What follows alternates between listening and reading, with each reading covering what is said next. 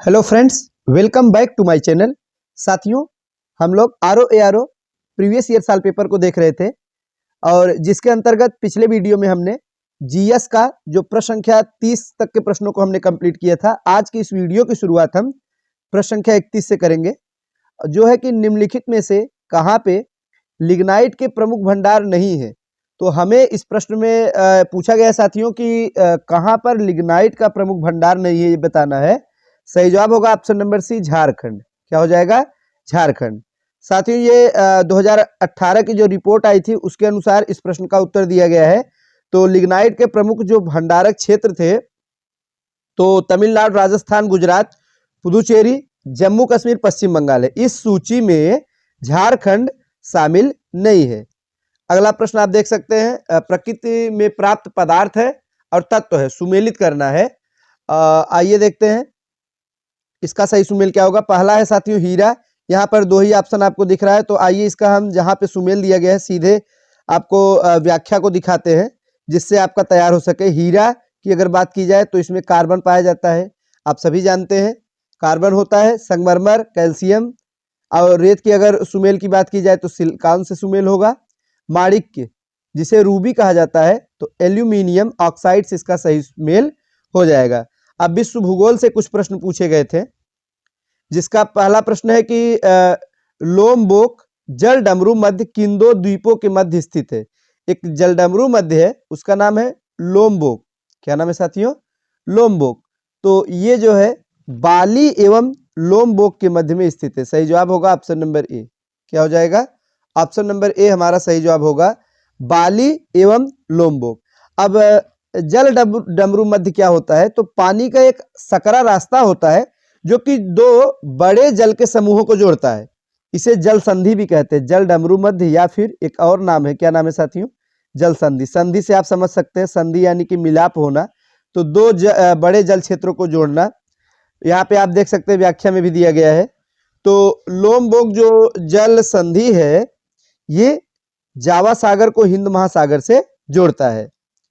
और यहाँ पे द्वीप के बारे में पूछा गया था, तो बाली एवं लोमबोक इसका सही आंसर होगा। आगे निम्नलिखित में कौन गर्म जल धारा है? साथियों, आप पढ़ेंगे जब महासागरीय धारा के बारे में तो दो प्रकार की धारा, एक ठंडी जल धारा, एक गर्म जल धारा। तो गर्म जल धारा की बात की जाए तो ब्राजील जो धारा दिया गया है यहाँ पे वो गर्म है। ब्राजील धारा क्या है? एक गर्म जल धारा है जो कि अटलांटिक महासागर में ब्राजील तट पर प्रवाहित होती है। कहाँ पे? अटलांटिक महासागर में ब्राजील तट पर प्रवाहित होती है। तो ध्यान दीजिएगा, ब्राजील गर्म। ब्राजील क्या है? गर्म। ब्राजील गर्म। अब फॉकलैंड, लेब्राडोर, कनारी धारा, ये सभी क्या है? ठंडी जल धाराएं हैं। अगला प्रश्न क्या है? सूची दी गई है, सुमेल करना है। पहला है देश, दूसरी सूची में प्रमुख प्राथमिक निर्यात की वस्तुएं हैं, हमें बताना है। तो चाड की अगर बात की जाए जो देश है, पेट्रोलियम का निर्यातक है। नाइजर की अगर बात की जाए तो यूरेनियम से होगा। रवांडा की अगर बात की जाए कहवा या काफी। बेनिन कपास होगा। इस प्रकार से जो सही कूट होगा वो होगा ऑप्शन नंबर सी। क्या हो जाएगा? Option number C. आइए बढ़ते हैं साथियों हम अगले प्रश्न की तरफ। हमारा अगला प्रश्न क्या है? तो आप देख सकते हैं, पश्चिमी एशिया में सर्वाधिक तेल उत्पादक देश कौन सा है? पश्चिमी एशिया की बात की जा रही है तो सऊदी अरब है। ये डाटा साथियों आपको अद्यतन डाटा पढ़ना है। जब नवीन डाटा पढ़ेंगे तो उसी के अनुसार इसका आंसर देना है। उस समय जब ये पूछा गया था तो सऊदी अरब इसका सही जवाब होगा। विश्व का सर्वाधिक काफी उत्पादक देश कौन सा है? तो काफी उत्पादक की बात की जाए तो ब्राजील, ये हमेशा से बना हुआ है। ब्राजील क्या है साथियों? विश्व के काफी उत्पादक देशों में पहला जो स्थान रखता है वो है ब्राजील। फिर बात करें तो वियतनाम, फिर कोलंबिया, फिर Indonesia. Brazil, Vietnam, Colombia, Indonesia, ये क्रम है। आगे है कि निम्नलिखित में से कौन रूस के प्रमुख संसाधनों में नहीं है? यूरेनियम नहीं है, ऑप्शन नंबर डी।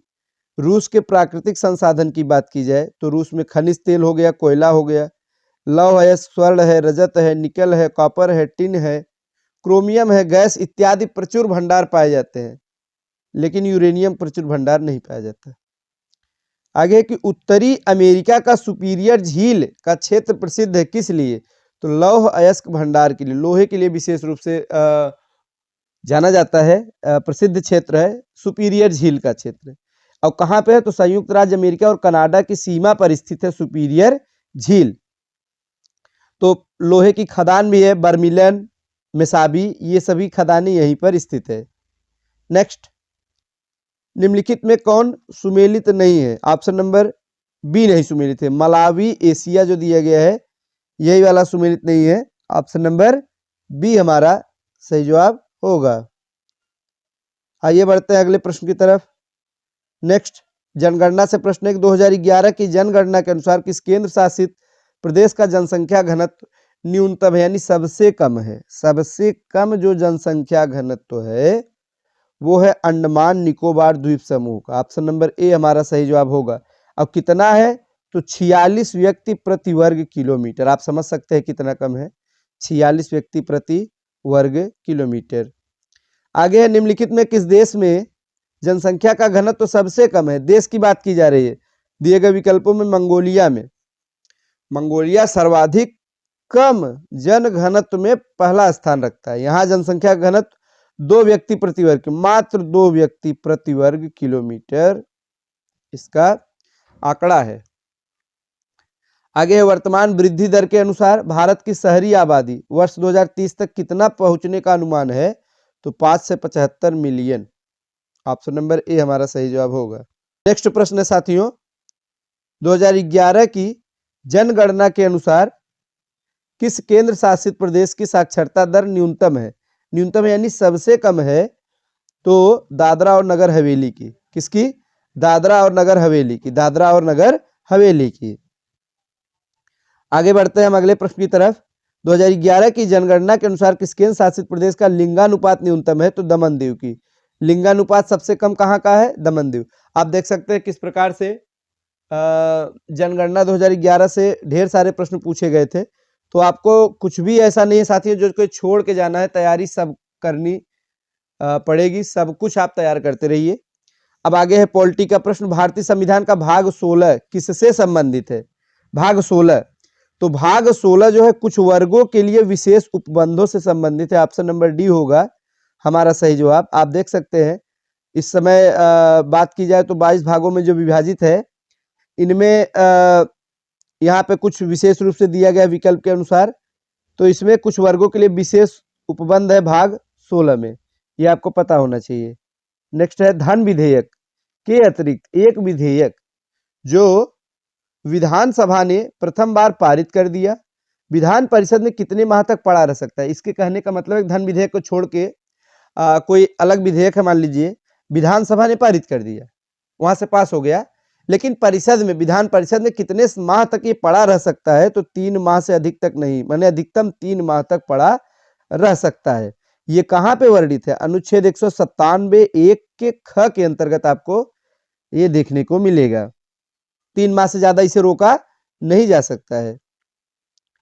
अगला प्रश्न है कि भारतीय संविधान का कौन सा अनुच्छेद है जो लोकसभा एवं विधानसभा के प्रतिनिधियों को निर्वाचित करने यानी कि वयस्क मताधिकार का अधिकार प्रदान करता है? ये 326 में वर्णित है। किसमें? सही जवाब होगा अनुच्छेद 326, ऑप्शन नंबर ए। क्या है इसमें? लोकसभा और विधानसभा के जो प्रतिनिधि हैं इनको निर्वाचित करने यानी वयस्क मताधिकार का अधिकार प्रदान करता है। आइए देखते हैं अगला प्रश्न क्या है। सूची दी गई है, सुमेल करना है, समिति है और वर्ष है। कौन सी समिति का किस वर्ष से संबंधित है ये हमको बताना है। प्रश्न संख्या 49 है साथियों, बड़ा ही महत्वपूर्ण प्रश्न है। ऐसे प्रश्न आपको परीक्षा में देखने को मिलते हैं और ऐसी कुछ समितियां हैं जो कि बार बार यहाँ से आयोग द्वारा प्रश्न बनता है। जैसे पीके थुंगन समिति है, तो 1988 में गठन हुआ।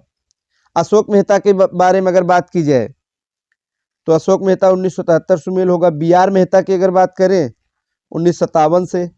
L M Singhvi 1986। तो बी आर मेहता का यहाँ पे चर्चा किया गया। साथियों आपको पता होना चाहिए पंचायती राज व्यवस्था का जनक भी कहा जाता है। सही कूट होगा ऑप्शन नंबर डी। क्या होगा? Option number D. नेक्स्ट, ग्रामीण स्थानीय शासन का पंचायती राज नामांकन किस भारतीय नेता के सुझाव का परिणाम था? एम के गांधी यानी कि महात्मा गांधी का ही सपना था। क्या सपना था?